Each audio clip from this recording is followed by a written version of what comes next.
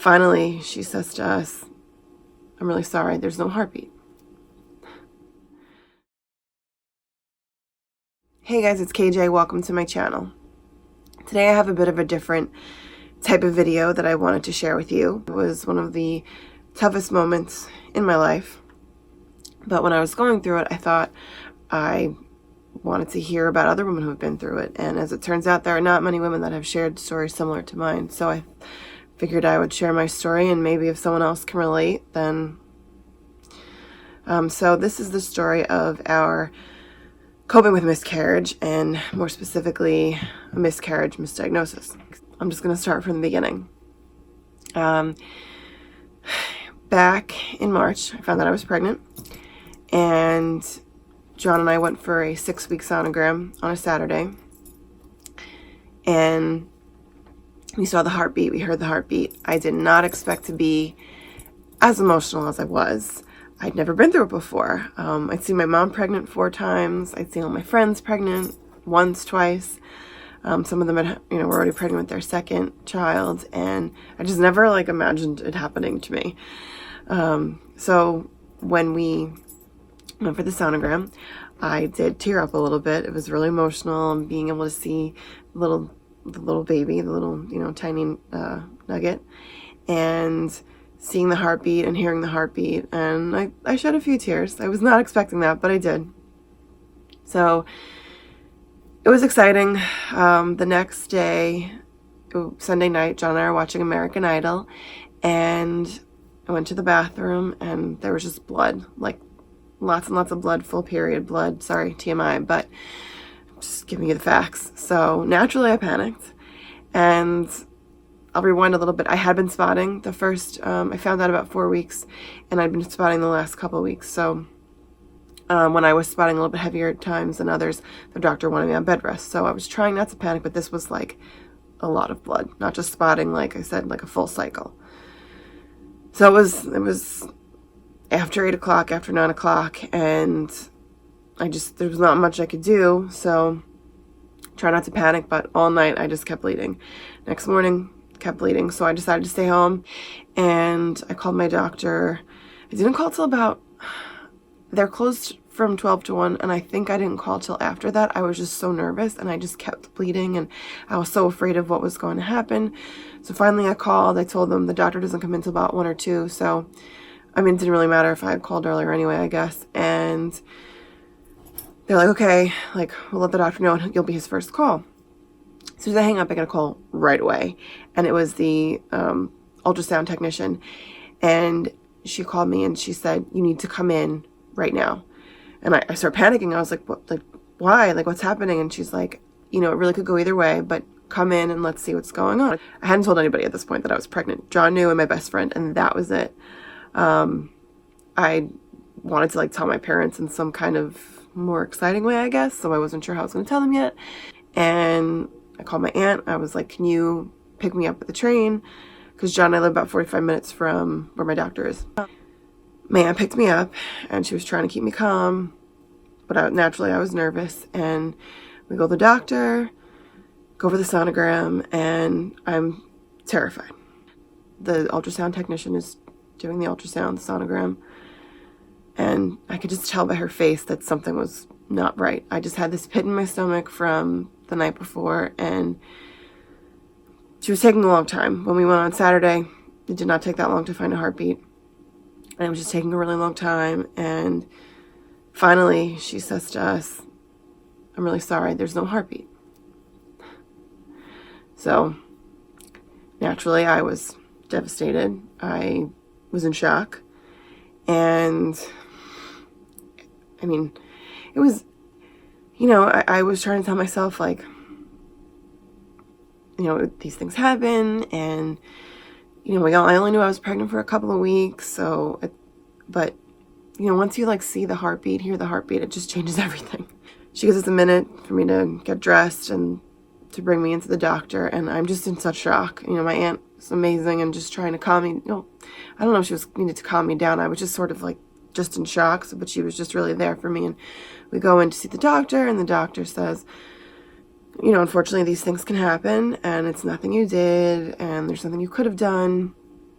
you know, and my doctor's amazing, and he has such an excellent bedside manner, and just really, in such a tough situation, was able to somehow comfort me, if there's a way to be comforted in that kind of situation. So he says, I'm going to send you for blood work. I want you to go tomorrow. I want to see if your levels come down. And, you know, we don't want to schedule a DNC until we see your levels come down, or if we even need to schedule one. That night, went home with John, and I just remember like falling in his arms and just crying hysterically. And we brought Squigs home. There's Squigs right there. She's sleeping.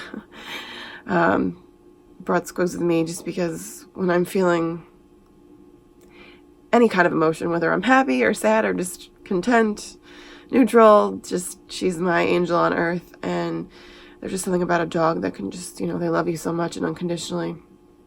So I knew I needed her. That was a really tough night to get through. I kept thinking like, oh, it took us 8 months to get pregnant. And like, I just want a baby so bad. Like, this is just, I can't believe that this happened. The next day I go back to my parents' house. My sister takes me to get blood work. I just felt like a zombie, just going through the motions. I came home. I was just reading a bunch of blog posts and message boards, watching videos on YouTube about miscarriage and loss. And that's just really cathartic for me, and just sort of how it helps me cope. Like, it makes me feel, I guess, a little bit less alone. The next day was Wednesday. I stayed home again. I just needed a few personal days. It was just really a very traumatic experience. And I was at my parents' again with the 3 dogs. My parents have 3 dogs, or my dogs. And just, there's something about, like, they just have this, like, healing power, I really believe. And they just stay with me in bed. And I cried on and off. And I went to work the next day, and I talked to my doctor. And the doctor said to me, your levels didn't go down. I want to send you for an ultrasound just to see what's what. And I told him that on Tuesday. So I didn't mention this, but on Tuesday I had passed like a lot of clotting. And I thought for sure that had to be it. Like, I mean, it was so much clotting. And I'd sort of tried to like make my peace with that. Like, again, TMI, but like seeing that happen was just so terrible, because I just kept thinking like, that's it. Like, that's it. So I told him about the clotting, and he said, okay, well, I still want to send you for the ultrasound just to see what's going on. So the night before, I went back to my parents' house. Again, my doctor's right by my parents' house, and my husband had the kids, his 2 kids, and so obviously he wasn't going to come with the kids, so I was just going to go with my mom to the doctor for the ultrasound.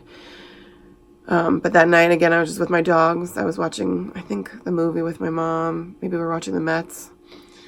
And I just wanted Saturday to be over with. I just wanted to go through this and put it behind me. So the next day, we go to the doctor. I wasn't seeing the doctor. I was just getting the ultrasound. And I go in and I tell my mom, just like wait in the waiting room. Like, there's no need for you to be in there. And I'm laying on, it's like a chair they put you in, and they kind of put your legs up. And she does the ultrasound. You know, after a minute or so, she's like, we have a heartbeat. And I'm like, this is gonna make me cry. And I was like, what? She said, we have a heartbeat. So, sorry, it was very emotional, still is emotional. And I was just, again, in shock. I had experienced such a roller coaster of emotions. So I'm like, can you go get my mom? So she goes and she gets my mom. And my mom comes in and she tells my mom, like, before she brought her in. And my mom's like happy, like, what's going on? I really didn't think I'd be this emotional telling the story, sorry. So my mom and the tech are talking, and I'm just, again, in such a state of shock, because I had just had this last week of just feeling like the lowest of low. And I was like, I have to call John. So I call my husband, and he reacts the same way, just shock. And like how, and the only thing that may have happened, they think, is because I had so much clotting that maybe that's why they couldn't pick up the heartbeat. So, and like when it had passed on Tuesday, they were able to pick up the heartbeat again. So I was 7 weeks pregnant. I hung up with John. I called my best friend, and just the sheer joy in her voice. Okay, sorry. And I call my best friend, and the sheer joy in her voice, it's just,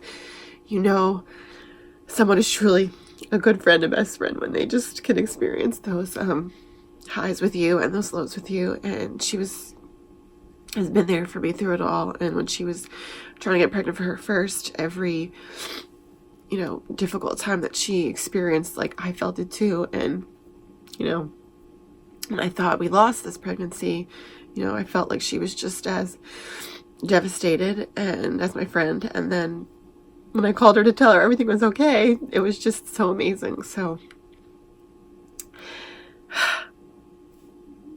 I know this is sort of like the exception to the rule.